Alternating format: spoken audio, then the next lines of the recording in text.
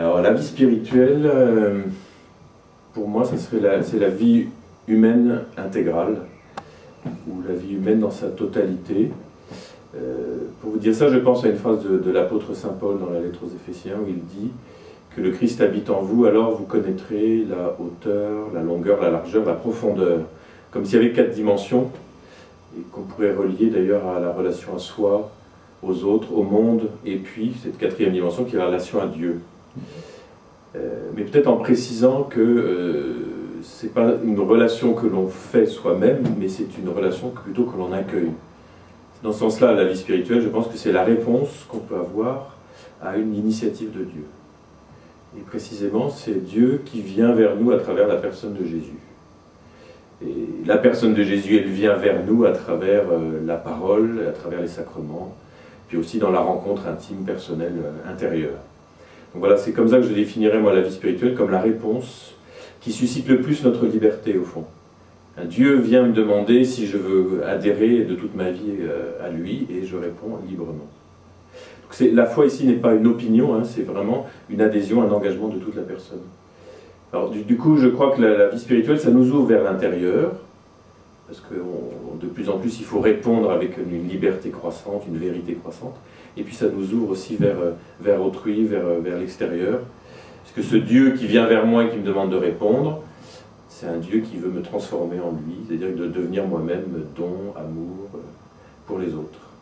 Voilà ce que je dirais, c'est cette double dimension de la vie spirituelle, à la fois plus intérieure à moi-même que moi-même, comme dit saint Augustin, et puis être don d'amour pour autrui au milieu de ce que j'ai à vivre au quotidien.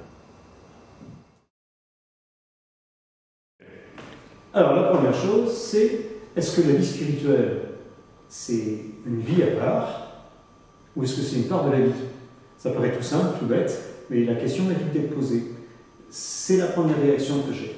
La deuxième chose, ce qui veut dire, en clair, que la vie spirituelle, elle n'est pas réservée à des gens qui sont identifiés dans des religions. C'est une partie, au fond, de la vie qui se pose la question de qu'est-ce qui nous inspire, hein?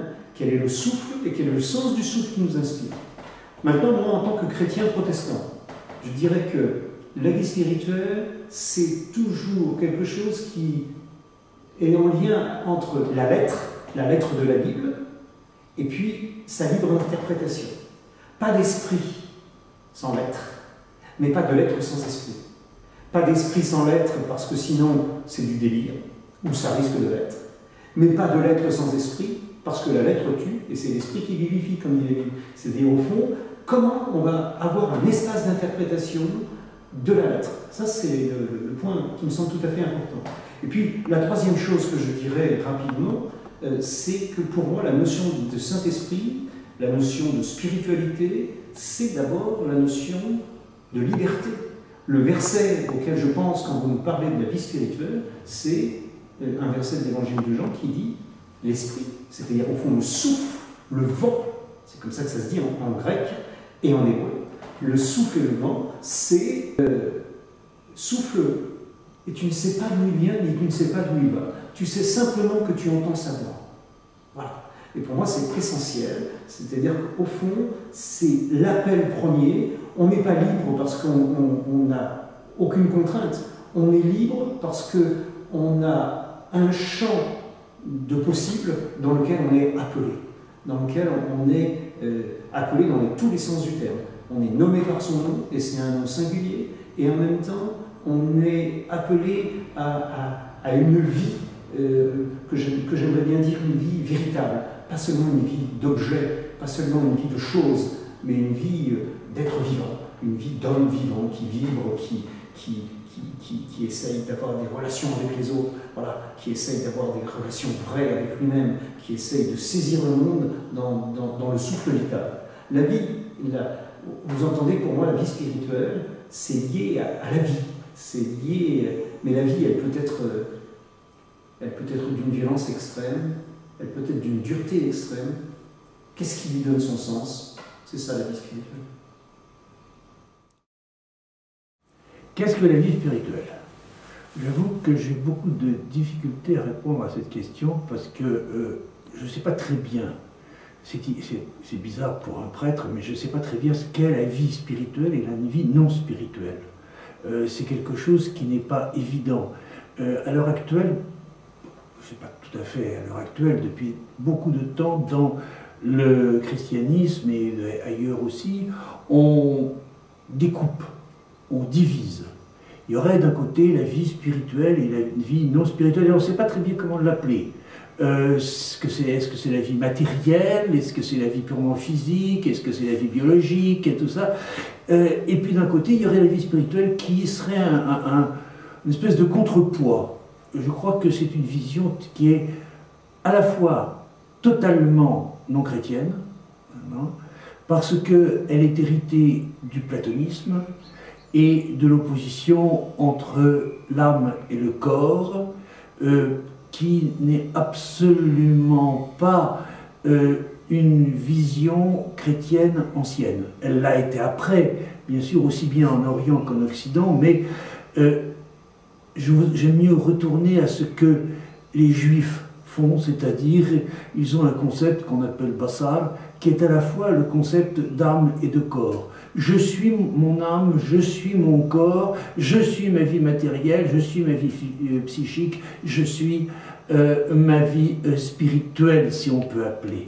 Mais la vie spirituelle, on a l'impression un petit peu de quelque chose d'éthéré, de quelque chose qui est une espèce de cerise sur le gâteau.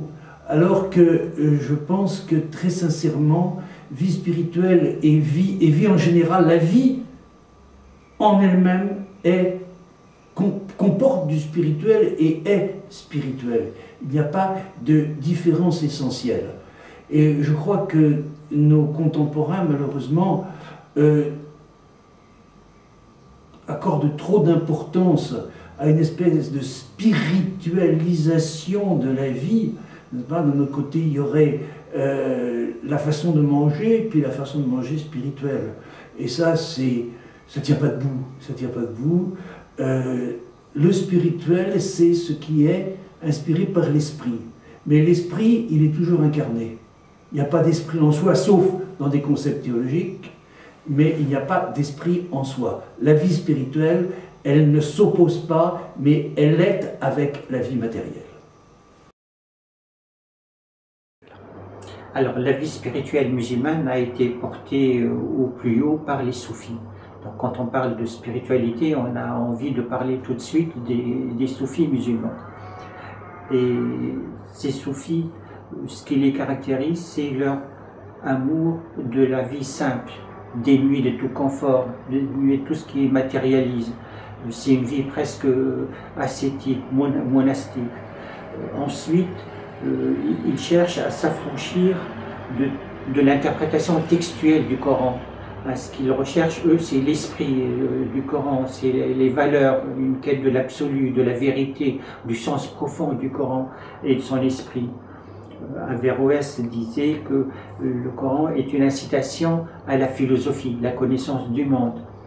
Ces soufis aussi, on les reconnaît par l'affranchissement du clergé, s'affranchissent du clergé, des autorités théologiques musulmanes traditionnelles qui sclérosent la religion.